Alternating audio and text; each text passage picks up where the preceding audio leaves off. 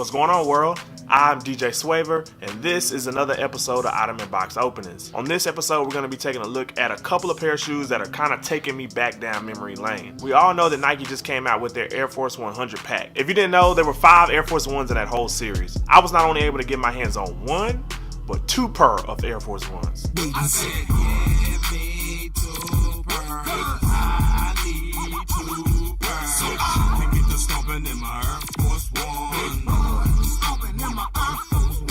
Y'all already know I had to do that. I mean, how often do you get 2 pair of Air Force Ones at the same damn time? I'm super excited about doing this episode because at one point, the only thing I wore was Air Force Ones. Now, I may be giving away my age just a little bit, but when I was growing up in the early 2000s, the shoe to have was the Air Force One. I mean, people were still rocking J's, absolutely nobody was checking for Adidas, and Reebok was kind of falling off at that time. Back in the early 2000s when I was in high school, pretty much everybody in the hallway was rocking a pair of black or white Air Force Ones. You had people making songs about Air Force Ones. You had Nelly make a song about Air Force Ones. You had Jeezy make a song about Air Force Ones. That's how important the Air Force One was to the culture. Now, even though I love the Air Force One, these 2 are my first Air Force Ones since 2005. Yeah, bruh. 2005, 12 years ago. If we're being real about it, there were a couple things that made the Air Force One fall off. The main thing that made Air Force Ones fall off, in my opinion, is that midsole. Most Air Force Ones came with a white midsole. And if you're a sneakerhead, you already know that anything that's white when you buy the sneaker is probably gonna be yellow down the line. The Air Force One was notorious for white midsoles turning yellow. That yellow midsole would make you look so dusty. A yellow midsole would turn an Air Force One into straight poop putts, bruh. Yeah. Poop putts is a real word. Another thing that made the Air Force One fall off, in my opinion, is that as soon as you put the shoe on, it creased. Air Force Ones have some of the worst shoe creases ever known to man. Like, for real. I mean, creases that'll make you not even want that sneaker anymore. I literally would try to walk flat foot, like not bending my toes just so my sneakers wouldn't crease, and that still didn't help. The final thing that made Air Force Ones fall off, in my opinion, is something that I feel happening right now with the Adidas NMD. Air Force Ones at one time literally came out every week. Once you saturate the shoe market, the demand for that sneaker is guaranteed to go down. I mean, that's simple economics. Nike was literally flooding every sneaker store with a new colorway of Air Force Ones every weekend. Adidas, y'all better do y'all's history because I think the NMD is headed down the same path. But back to the Air Force One. I think those are the main 3 reasons why the Air Force One silhouette fell off. But I'm super glad that Nike decided to show so much love to the Air Force One in this last quarter of 2017. The Air Force One is a silhouette on the Nike roster that should be held up to the highest respect. Behind the Jordan sneakers, one could say the Air Force One is number 2 on the totem pole in the history of Nike shoes. But I want to know what y'all think. Let me know down in the comment section how y'all feel about the Air Force One. If you're in between the ages of like 27 and 33, you better have a lot to say about the Air Force One. Now I'm gonna go ahead and give you a disclaimer. If you get in that comment section talking crazy about the Air Force One, you better be ready to argue because I'm coming for that ass. Now with all that being said, let's go ahead and show some love to these 2 dope Air Force One sneakers. Now the first Air Force One in this video we're going to take a look at is the Acronym Lunar Force One. If you've seen any previous collab between Nike and Acronym, you already know that the sneaker is going to be outlandish and it's probably going to have some type of strap or zipper on the sneaker. This Lunar Force One is no different. If you've seen any of my previous videos, you know that I love sneakers that stand out and are guaranteed to turn heads when you walk by people. From the pictures that I saw on social media, this sneaker is going to be no different. Let's go ahead and take a look at this sneaker right now. And this right here is the Nike and Acronym Lunar Force One, which is part of the Air Force 100 series. It almost feels kind of weird holding an Air Force One in my hand because I haven't had one in so long. But I'm super excited that this is the first Air Force One in my collection that I have after almost 12 years. The sneaker is simple, but of course you see that one feature that make this one of the dopest sneakers that I've personally bought in 2017. You have the lunar midsole with that Air branding and that classic white color on the Air Force One. Even on the previous Air Force Ones that I had back in the day, I never had a lunar sole. I'm interested to see if there's some type of comfort difference from a regular Air Force One sole or if that different sole is simply just for looks. Another feature that I love about this sneaker is that each panel of leather on the side almost looks like it's laying on top of the panel next to it. It gives you almost like that unfinished product feel, even though this sneaker is a finished product. It's not quite off-white unfinished, but it's not the normal look of a finished Air Force One. if that makes any sense. Also on this sneaker, they decided to go with the feature that makes it look like the Nike check is sitting on top of the side paneling of the shoe. The beginning of the check is placed like any other Nike check on any other Air Force One, but when you get to the curve of the Nike check, they decided to detach it from the rest of the sneaker and sew it on top of the leather paneling on the side of the shoe. It's little touches like that that make me fall in love with a sneaker. Now that we got the minor stuff out the way, let's get to the elephant in the room, that big ass zipper going down the side of the sneaker. The thing about that zipper is, even though it's outlandish, it doesn't make the sneaker look crazy. It almost gives you that feel like every Air Force One could have a zipper on it. When you undo the zipper, it gives way to the tongue portion of the sneaker. You see the tongue right there is made in a perforated leather material. Also on the zipper part, I'm not sure if you can actually see it, but you have the Acronym branding on the top of that zipper portion of the sneaker. Another dope touch of the sneaker is the rear portion of the sneaker. They decided to use like a shiny plastic overlay instead of using the classic leather that you see on the rest of the sneaker. It's very hard to the touch and doesn't have a lot of bend, but I do not think it will affect the comfort of your foot. It's just a nice dope touch to a sneaker that you get when you pay $200 for a sneaker that's normally $130. The inside of the sneaker is pretty much the same as the outside. The only difference is the Nike check on the inside is sewed completely into the leather, whereas the curved portion of the Nike check on the outside was detached and sewed on top of the leather. The sneaker only came with this one pair of white laces, but with an all white sneaker, what other color laces do you really need? Also on the tongue, you have that classic Nike Air branding with the Lunar Force 1, as well as the Acronym branding underneath it. And for the most part, that explains this sneaker. The left sneaker looks exactly like this right sneaker, so there's no need for me to repeat myself and say the same thing over to y'all. With this being my first Air Force One in so long, I'm not even gonna lie to y'all, man. I'm super hyped about this sneaker. On a scale of 1 to 10, I'm giving this an easy 8, bruh. With the zipper aspect going up the side of the shoe and that dope plastic touch on the rear end of the sneaker, there's no way you can put this sneaker below an 8. Like for real, this might be one of the dopest Air Force Ones that I've ever seen. You still get that classic white on white Air Force One feel with a 2017 touch to it. But of course, I wanna know y'all's opinion. Let me know down in the comment section what y'all think about this sneaker. Are you liking it? Are you not liking it? Did you get your hands on a pair? Did you strike out? The sneaker retail for $200, which kind of is justified because it has a lot of additions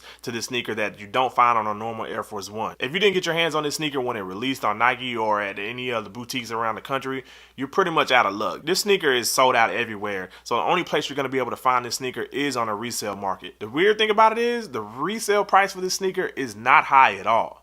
The sneaker retail for $200, but I'm seeing the resale price in my size 13 for the sneaker at only like $230. That's weird as hell to me that it sold out so fast, but the resale is not high. So if you really want a pair, cut back on that McDonald's and Chick-fil-A, save that $30 and get you a pair. This sneaker should not be hard to find for a decent price. My first Air Force One in 12 years, I think I'm doing pretty good, bruh. And this is the Nike and Acronym Lunar Force 1.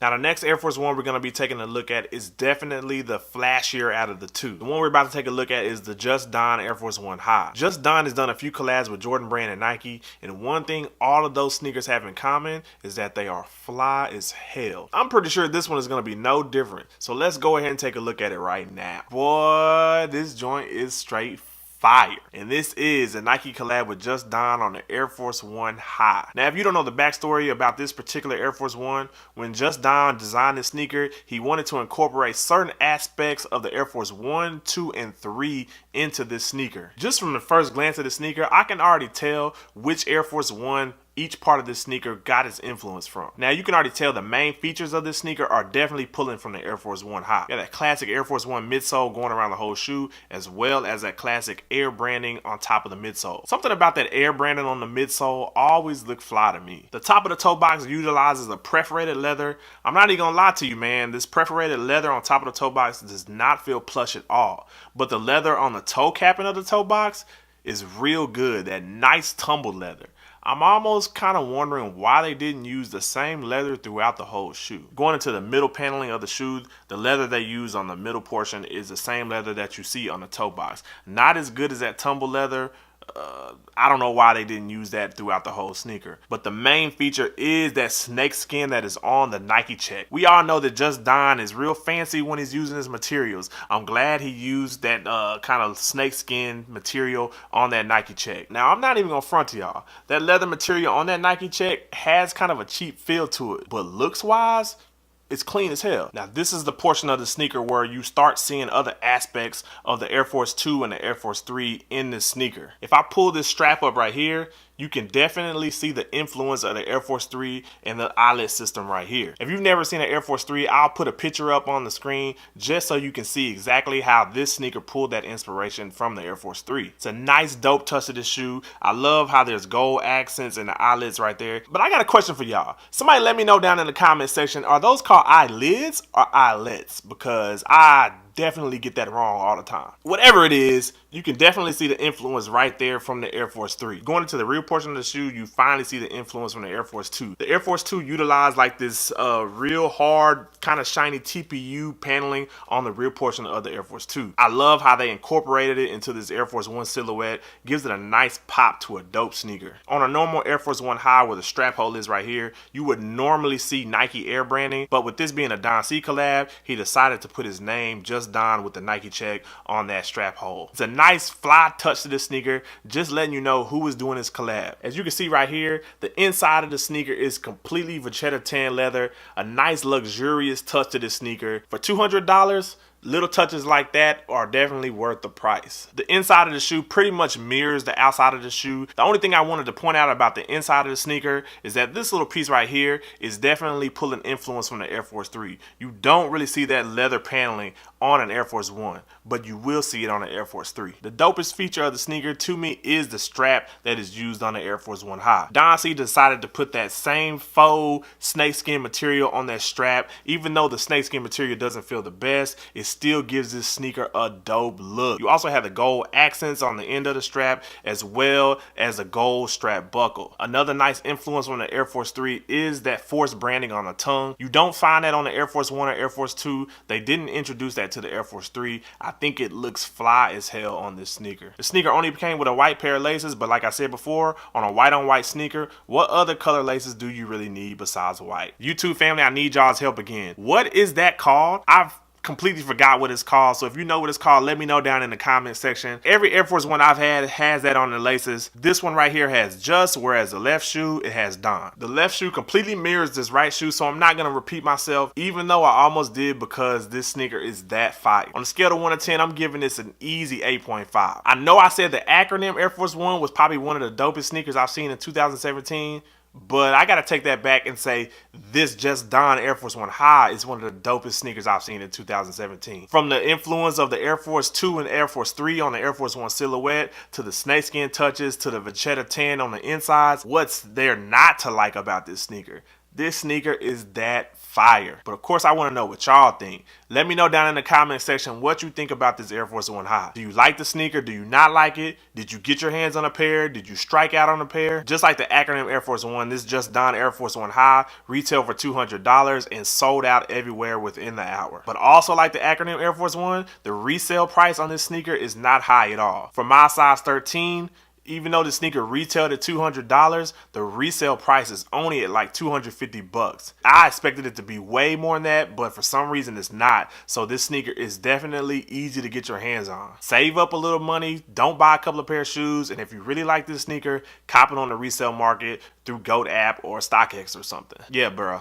I'm definitely going to turn heads with these. I know a lot of people in Dallas didn't get their hands on these, so I can't wait to go to the mall and just walk around and watch people break their necks as I walk by. And this is the Nike and Just Don Air Force One High.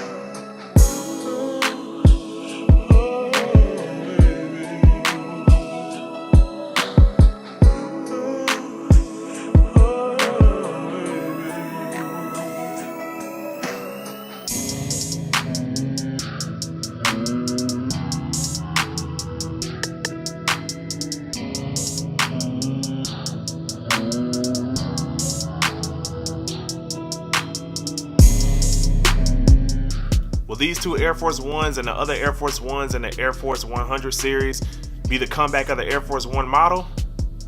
I doubt it. I'm just glad Nike gave me a chance to kind of go back to the early 2000s and relive the heyday of the Air Force One. Two dope Air Force Ones to add to the sneaker collection. Now that's what I call a pretty good day for a sneakerhead. If you haven't already, smash that thumbs up, smash that like button for me, and if you haven't already, definitely subscribe. And when you subscribe, be sure to hit that little bell button next to the subscribe button so when I post something on YouTube, you get it first. Once again, I am DJ Swavor. This was another episode of Ottoman Box Openings, and until next time, peace.